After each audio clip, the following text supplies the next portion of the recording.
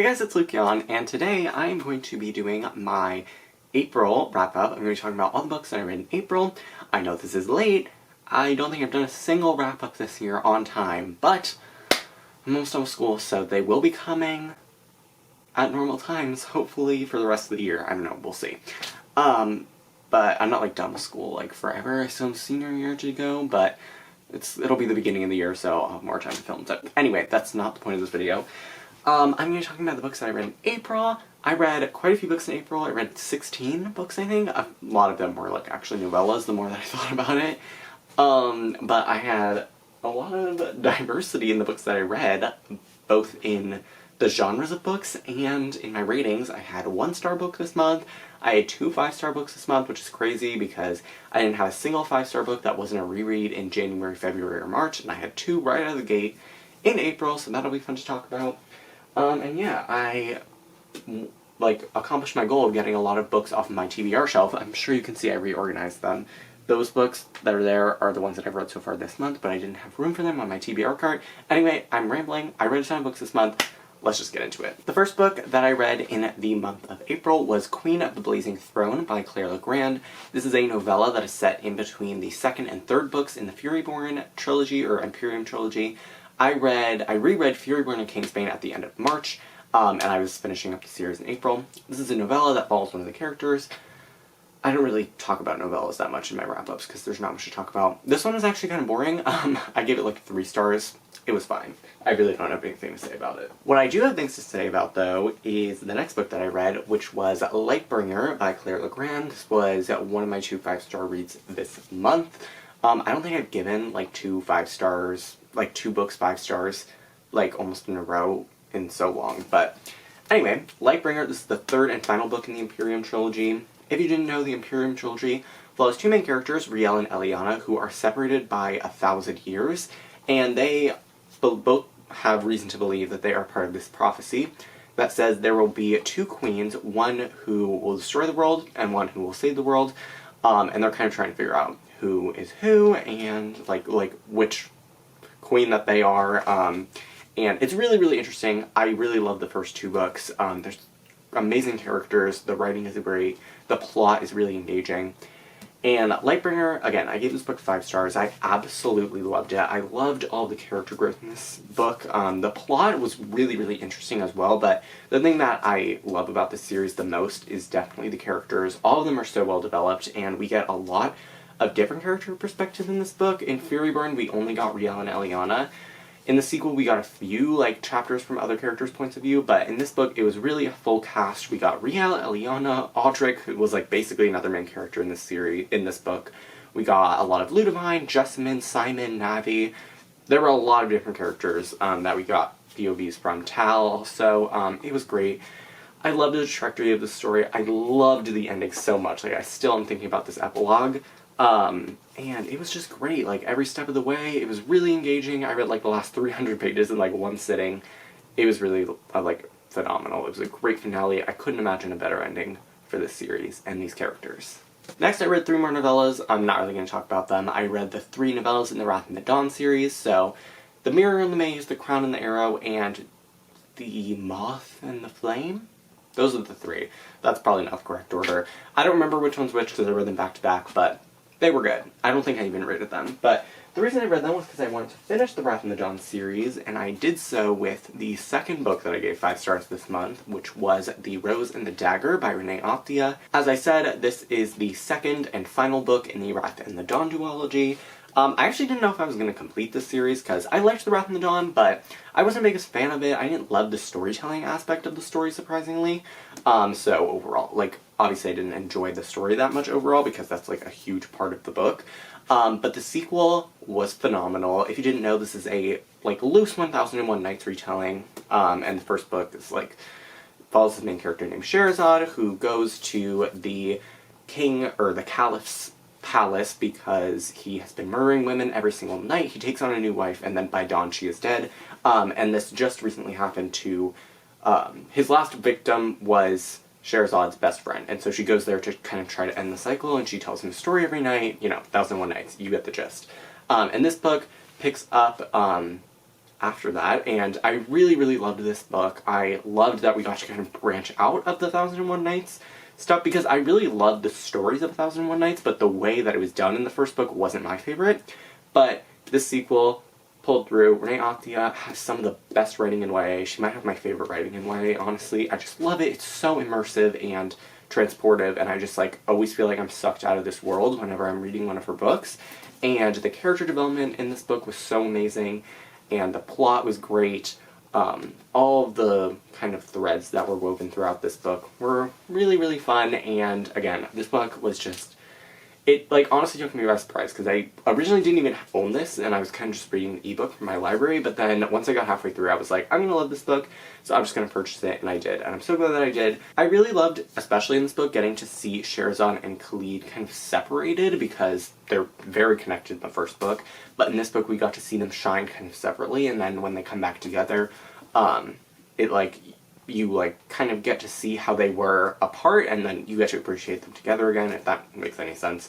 But yeah, the writing was great. It was just really transportive, and I'm really glad that I ended up finishing this series. Then I read another sequel. I read Blood and Honey by Shelby Mahurin. This is the sequel to Serpent and Dove, which I read in like 2020. And I got this book like right when it came out, and I was excited to read it, and then I didn't read it, and then I tried to read it last April, and I couldn't get into it. And I kind of just bit the bullet and read it. And I liked this book. I gave it 3 stars. I really disliked the first half of this book. It was just really boring, and I didn't care about the characters. I liked them in the first book, but there was just something about this book where I was like, I could not care less about you people. And the writing was just like off to me. It felt very juvenile, and I was just not the biggest fan of the first half. But the second half was a lot more interesting. The plot picked up, and it was just like, there was more stuff to keep me engaged, because I'm generally like a balance between character and plot. Like, I don't love solely character-driven books, and I don't love solely plot-driven books. But when there's one that's lacking, I want the other, if that makes any sense. So if the characters in a book are, like, horrible and they suck, then I'm fine with it being just a plot-driven book, because at least there's something to keep me engaged.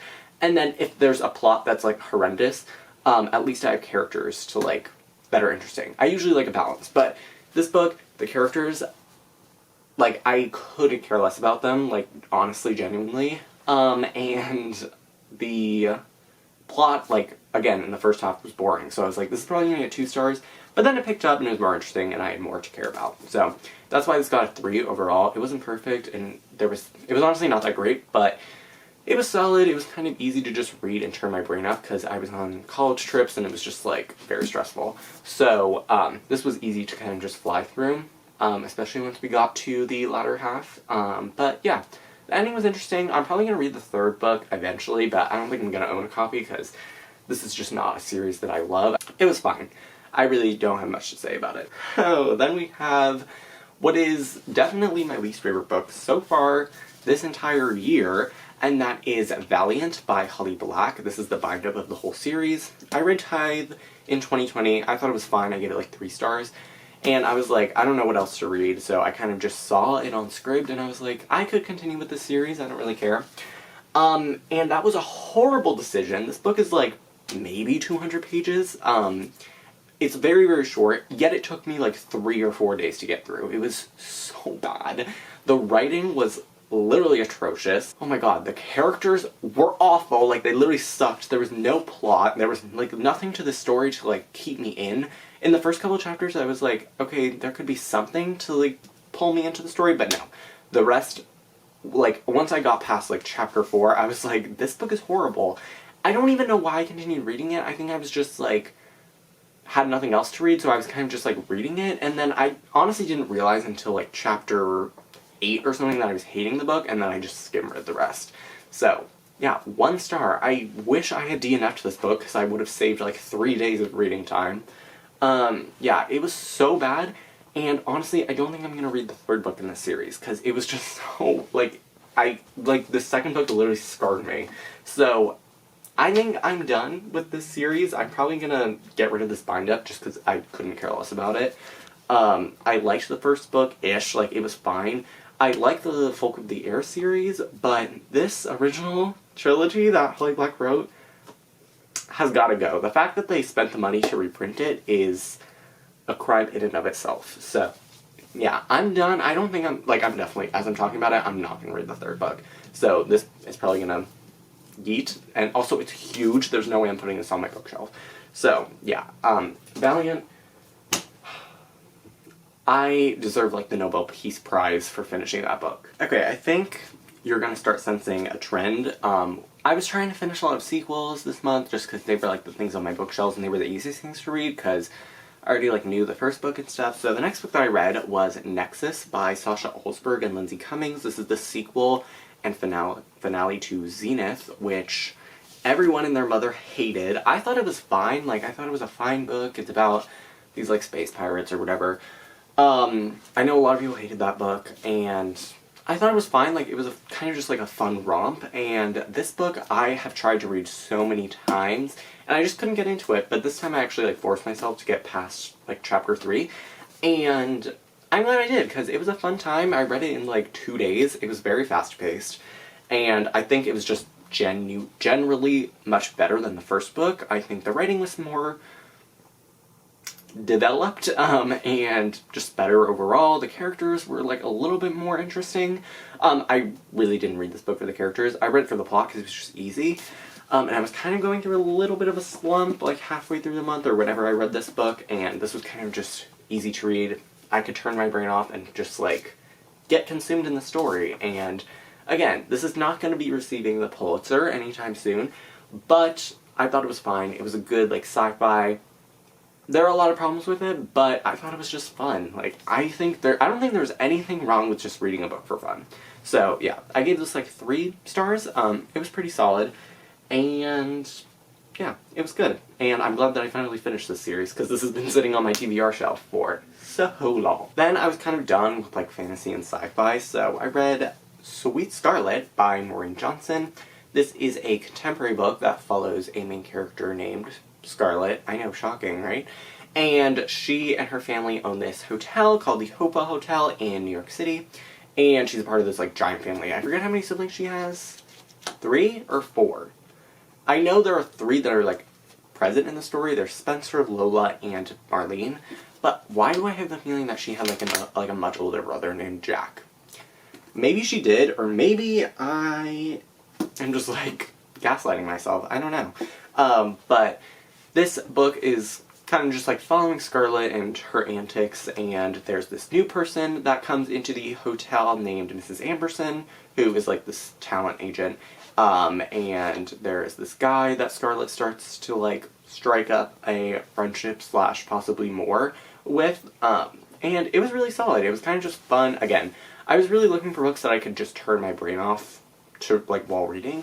And this was definitely one of those. I thought it was very solid, and yeah, I really enjoy Maureen Johnson's books, but I haven't read one of her contemporary books in a really long time, and I forgot how good she was at it. This was really good, and the characters were interesting, and it was just very fast-paced. Like, I found myself, like, really getting lost into the story, and just being able to read, like, 100 pages at a time, just, like, without even trying.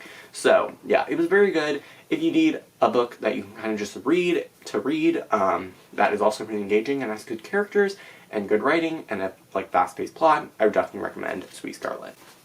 And I will be picking up the sequel, so, yeah. Then I read the first 3 books in a series that I didn't even know that I would read. I bought it, and then I was, like, putting it away to be on hold, and then I put it back on my shelf, and then put it back to be on hold, but I finally just bit the bullet and started reading it, and that is the Bone Season series by Samantha Shannon. So we have the Bone Season, the Mime Order, and the Song Rising, and I also read the prequel novella called The Pale Dreamer, and also the novella that comes between Book 3, The Song Rising, and Book 4, which is called The Dawn Chorus. So, I'm just going to hold up the first book because it's way easier. This book is a, like, kind of futuristic dystopian book that takes place in 2059, and it follows a main character named Paige, who is a clairvoyant. And in this world, it's set in London and Oxford, and in this world there are these clairvoyants. There are 7 orders of them, and they kind of just, like, they're deemed illegal, and she's one of the very rare types of clairvoyants. And early on in the story, she gets captured and put into this prison, and she is put under the care of someone named Arcturus, who she calls Warden, because he's her warden, and there's all this stuff. They end up forming a relationship, and she meets other people, and she, like, breaks out of stuff. This book was fine. I gave it, like, 3 stars. I liked it more when I finished it, but since finishing it, I don't really know how I feel about this book. I think it's just, like, a 3-star, like, 3.0. Nothing higher. This book was just, there was not much here. Like, this book was very, very long, and just, like, too long, and I think that the characters were very underdeveloped in this story. I could definitely tell in this book that it was a debut, and it gets better in the sequels, but even the 2 main characters were, like, really underdeveloped in this story, and the plot was also really, really slow. But that was fixed in the second book, the Mime Order. This is a classic, like, the 2 main characters are separated, but Paige, she definitely gets a lot more developed in this book. So does Warden, but I found that even with this book, which I enjoyed more, I gave it, like, 4 stars. Again, I would probably lower it just a little bit in retrospect. I found that in that book, and also the third one, The Song Rising, the, like, secondary characters, who are they? Like, I could maybe tell you their names, and that's it. Like, I don't know what they look like, I don't know what they act like, they're just, like, there. And I gave this book 4 stars too, and I would definitely stick with my 4-star rating on this book. I think this was easily the best one in the series. But, I don't know, why is this so scattered? I don't know why I'm, like, talking in, like, 30 different directions.